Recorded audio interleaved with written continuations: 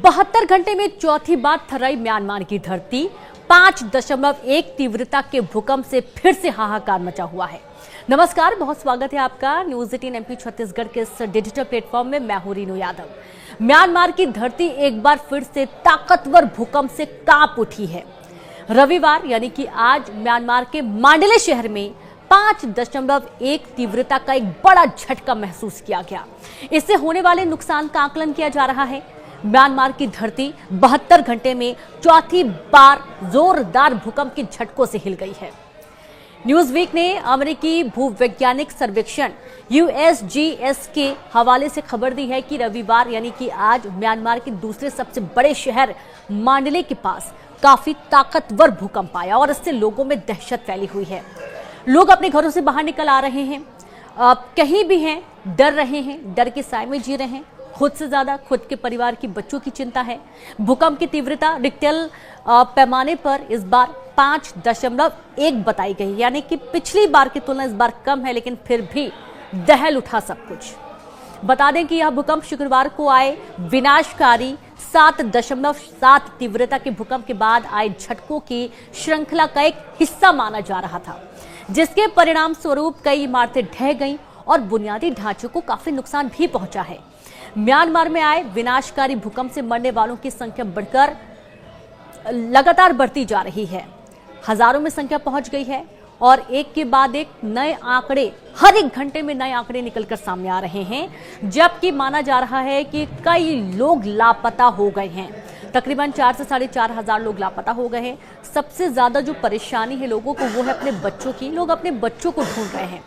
कई ऐसे वीडियो हैं जो कि सोशल मीडिया पर सामने आए हैं, जिसमें लोग अपने बच्चों के लिए गुहार लगा रहे हैं।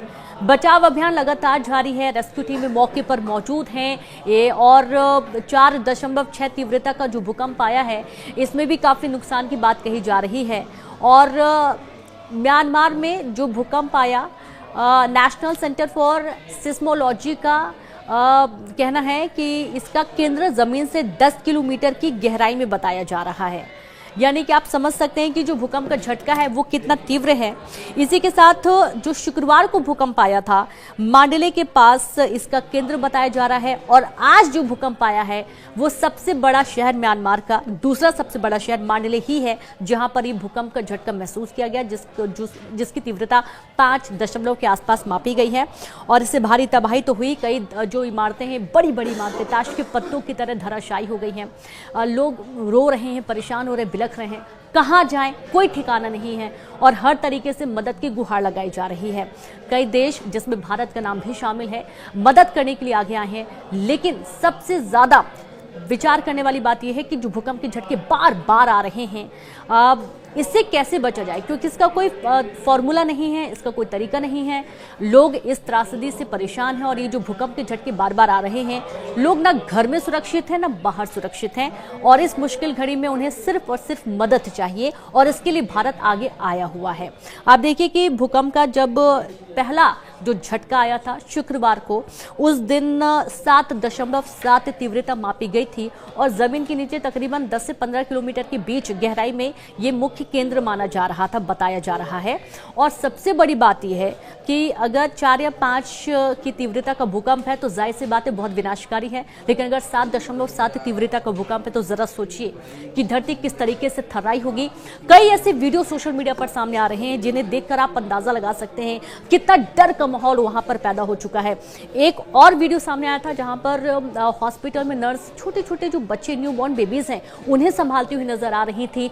खिड़कियों के कांच टूट गए, पूरा जो फ्लोर है वो हिलने लगा, लेकिन फिर भी अपनी जान की परवाह किए बगैर जो हॉस्पिटल में मरीज हैं, जो छोटे बच्चे हैं, उनकी परवाह नर्स करती हुई, डॉक्टर्स करती हुई नजर आए थे। और इस तरीके से वहां पर तमाम जो सुरक्षा टीमें हैं वो तैनात हो चुकी हैं। लेकिन सबसे बड़ा सवाल ये है कि सुरक्षा टीमें अगर उस जगह जा रही जहां पर भूकंप के झटके बार बार आ रहे हैं तो उनकी खुद की भी जान को खतरा है, लेकिन उसके बावजूद हर तरीके से मदद के हाथ बढ़ाए गए हैं और भारत ने भी हर तरीके से आर्थिक रूप से भी मदद करने की बात कही है और मदद के हाथ लगातार बढ़ाते जा रहा है।